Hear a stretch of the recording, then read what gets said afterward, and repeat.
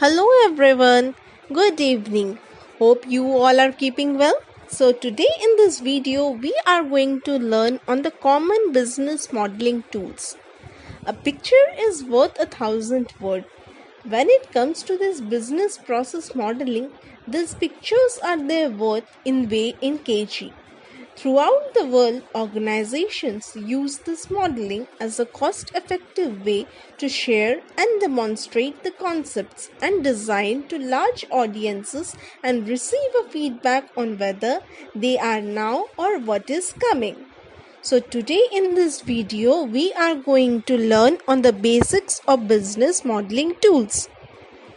The first business tool which we are going to use is the context diagram. The context diagram represents the overall panoramic photograph depicting the highest label.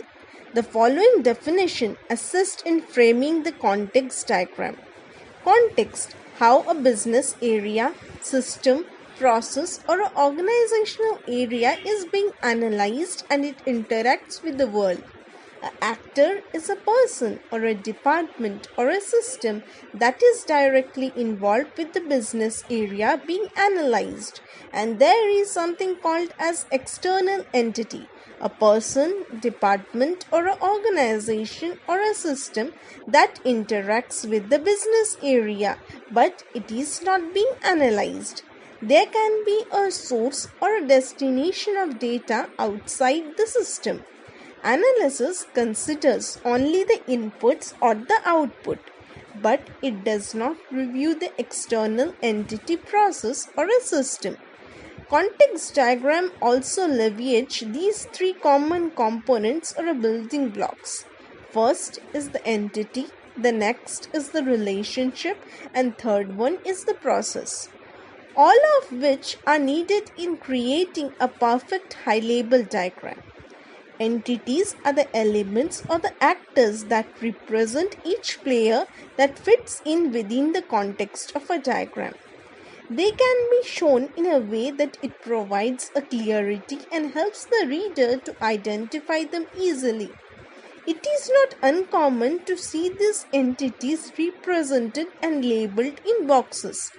Within those boxes, we may find oval stick figures or even graphics or paper arts as long as they are appropriate to our design. However, when creating a context diagram for an organization we are analyzing, we would use a circle to represent the main entity and the boxes around the outside to represent the external entity. A circle is used to indicate that what you have control on. In this case, what goes on is the internal of your organization lives inside the circle, whereas the boxes indicates what your organization has an influence over. It is very well and good to have all these identities and entities identified.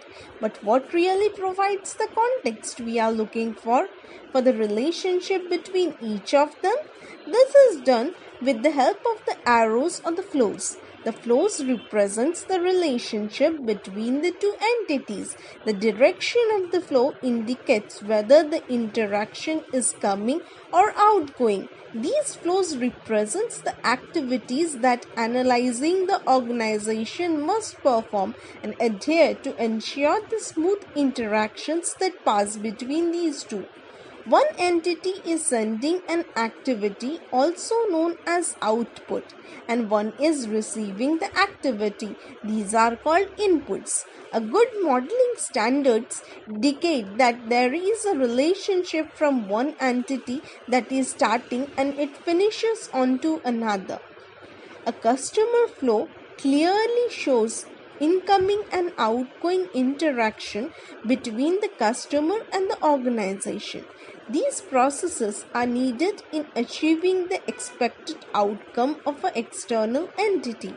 Each row represents the flow of information, data, products, artifacts that are being sent between the organization and the external entity. These flows should be labeled to provide a further context.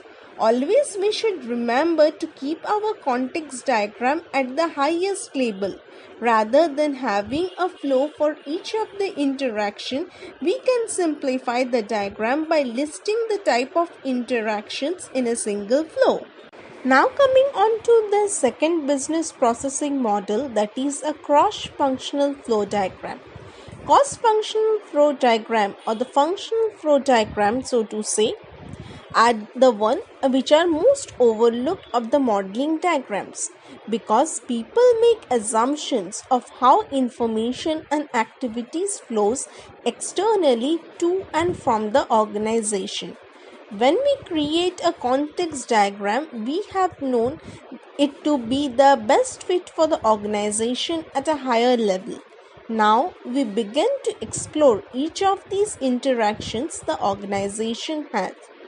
We look at each individual entity and the functions within the organization that the action or support of these interactions.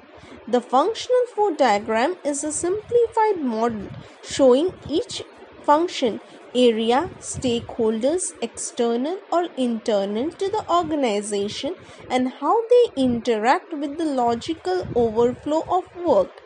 Starting with the external entity initiating the activity, the flow process diagram then captures the sequenced activity in completing the transaction. These diagrams are very effective in showing new users and executives the conceptual detail of how internally the information or the data in an effective way flows between the two. At no time does that mean that the cross-functional diagram mention nothing about the activities that are performed, merely the function takes place. Remember, this is the second highest level of process modeling. Should focus on single interaction between the external entity and your organization. A great place for determining the start entity and the functional areas with the organization to look at. Well, the accounts and the receivable accounts, the payable areas of the organization are most important in case of money matter. They normally report it to a finance area. So, the functional flow diagrams are interested in interaction between the main functional areas. The functional flow diagram can be used to target specific audiences when analyzing the detail with each functional area.